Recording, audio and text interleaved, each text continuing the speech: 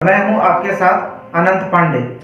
सभी दर्शकों और देशवासियों को लोक आस्था का महापर्व छठ पूजा की हार्दिक शुभकामनाएं। आज के इस खास पेशकश में हम आपको बताएंगे कि कैसे छठ त्योहार का नाम सुनते ही मन प्रफुल्लित हो उठता है। हम आपको बताएंगे कि 4 दिनों तक चलने वाले महापर्व को कैसे मनाया जाता है, कैसे इस महापर्व की शुरुआत हुई एवं अन्य बातें। छठ महापर्व एक ऐसा पर्व है जो स्त्री पुरुष दोनों श्रद्धा से भगवान भास्कर और माता छठी की प्रार्थना में लीन रहते हैं। इस पर्व में न ही कोई मंत्र होता है, न कोई पूजा पद्धति और न कोई पुरोहित होता है और न यज्ञ हवन, जिसे पूजा पाठ कुछ नहीं आता। यह त्योहार उनके लिए भी है। एक कहावत है कि दुनिया उगते हुए सूर्य को सलाम करती है। अंग्रेज भी कहा करते थे कि ब्रिटिश राज्य में सूरज कभी अस्त नहीं होता।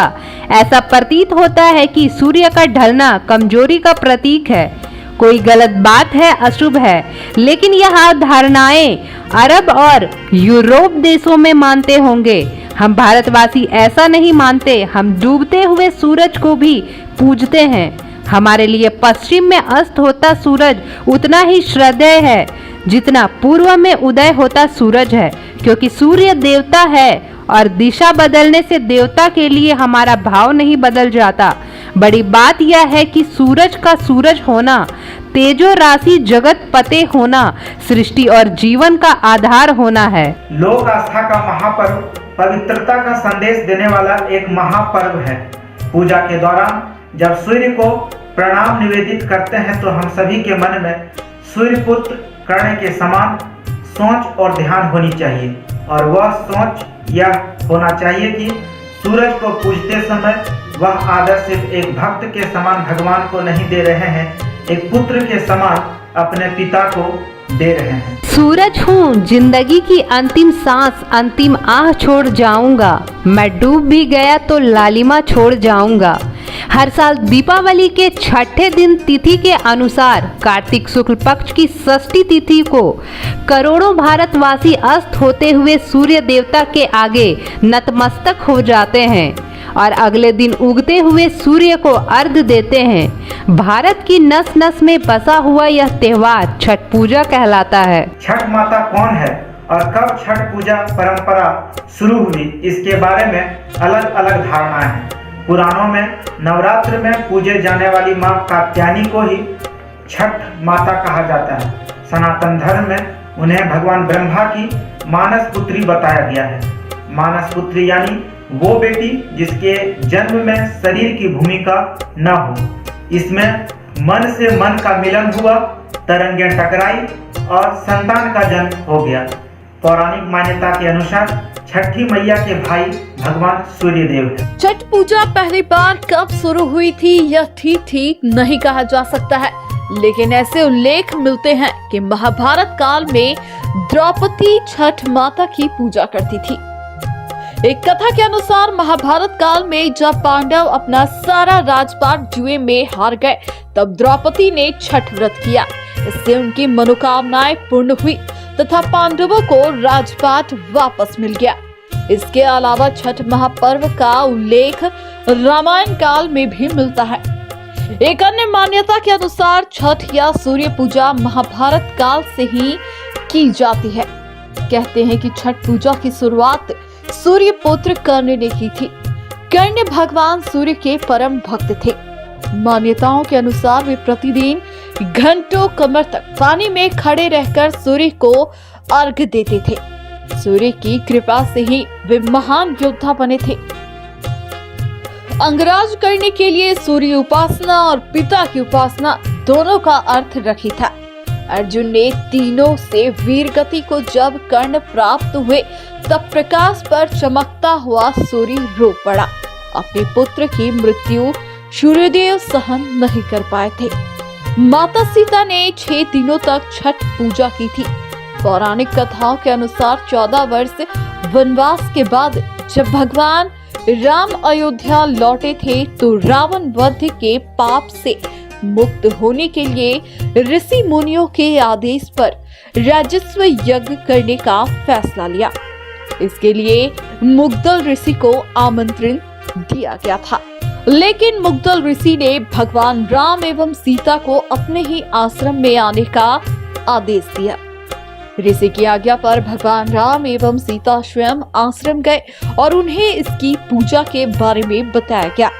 मुग्दल ऋषि ने मां सीता को गंगा छिड़क कर पवित्र किया एवं कार्तिक मास के शुक्ल पक्ष षष्ठी तिथि को सूर्यदेव की उपासना करने का आदेश दिया। यहीं रहकर माता सीता ने 6 दिनों तक सूर्यदेव भगवान की पूजा की थी। सूर्योपासना का महापर्व 4 दिवसीय कार्यक्रम के तहत आयोजित होता है। नहा खाई के साथ प्रारंभ होने वाला यह पर्व दूसरे दिन खरना, तीसरे दिन अस्ताचलगामी भगवान भास्कर को अर्घ और चौथे दिन उदयमान सूर्य को अर्घ के साथ महापर्व का समापन हो जाता है। सूर्योपासना का महापर्व नहाय खाए के साथ शुरू होता है। इस दिन पूरे घर की और आसपास अच्छे से सफाई की जाती है। इस दिन कद्दू भात का प्रचलन है। व्रती स्नान ध्यान कर भास्कर देव की उपासना कर 4 दिवसीय पर्व को निर्विघ्न पार करने का संकल्प लेती है। मिट्टी के चूल्हे पर आम की लकड़ी से अरवा चावल का भात, चना का दाल, कद्दू की सब्जी बनाकर भास्कर देव को अर्पित करने के बाद स्वयं ग्रहण करती है। साथ ही घर और आसपास के लोगों को भी वही सात्विक भोजन परोसा जाता है। दूसरे दिन खरना के दिन व्रती सुबह से निर्जल उपवास रखकर संध्या में स्नान करने के बाद नियम से विशेष पकवान खीर, रसिया पूड़ी बनाकर छठी मैया को भोग लगाती है, जिसके बाद व्रतियों का 36 घंटे का निर्जल उपवास शुरू हो जाता है। तीसरे दिन शाम में फल से भरे डाला द्वारा लेकर नदी एवं जलाशय तट पर लोग पहुंचते हैं। यहाँ पूजा पाठ के बाद आटे से चौका बनाया जाता है, दीप जलाया जाता है, जिसके बाद अस्ताचगामी भगवान भास्कर को अर्घ दिया जाता है। इस दिन मनोकामना पूर्ण होने पर लोग दंड भी देते हैं। दूसरे दिन सप्तमी तिथि को सुबह एक पहर अंधेरा रहते ही डाला लेकर लोग घर से निकल पड़ते हैं। जलाशय वेदी तक पहुंचने के बाद सूर्योदय का प्रतीक्षा किया जाता है। आकाश में सूर्य के उदय होने से पहले लालिमा यह संदेश देती है कि सूर्य का उदय होने वाला है। उसी समय से छठ व्रती और अन्य श्रद्धालु भी जलाशय में खड़े होकर भगवान दिवाकर को प्रणाम और निवेदित करते हैं। उदयमान सूर्य को अर्घ्य देने के बाद घर में तुलसी मां के समक्ष छठ व्रती जल ग्रहण कर पर्व को तोड़ती है, जिसके बाद पर्व की समाप्ति हो जाती है।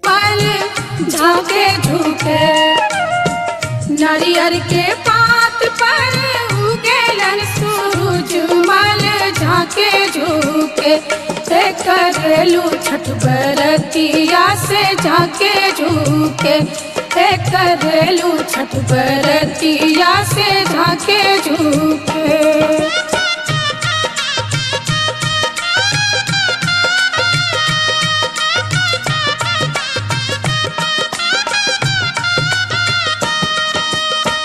हम तो से पूछी बरतिया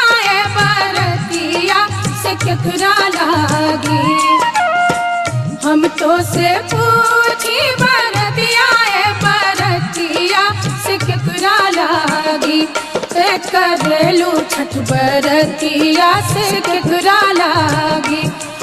दुनिया भर में मनाए जाने वाले बड़े बड़े त्योहार का संगीत फीका पड़ जाता है जब यूपी, बिहार, झारखंड की माताएं अपने बेटे बेटियों के लंबी उम्र की कामना करते हुए एक स्वर में गा उठती है।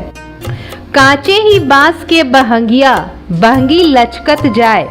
मैं समझती हूँ कि इतना करोड़ संवेदनशील, मन को छू लेने वाला, इतना माटी से जुड़ा हुआ और इतना भावना से जुड़ा गीत शायद कोई दूसरा ना हो। जलाशय में जब भगवान भास्कर के उदय होने की प्रतीक्षा की जाती है, उस समय अमीर गरीब कुछ नहीं रहता। मनुष्य और प्रेम में भरा हुआ मनुष्यता सिर्फ दिखाई देता है। जितने निष्पाप भाव प्रेम से भरे हुए समरस हम छठ के अंतिम दिन होते हैं, अगर वैसे ही साल के 365 दिन रह पाए तो भारत को विश्व गुरु बनने से और वसुदेव कुटुंबकम का सपना साकार होने से कोई नहीं रोक सकता।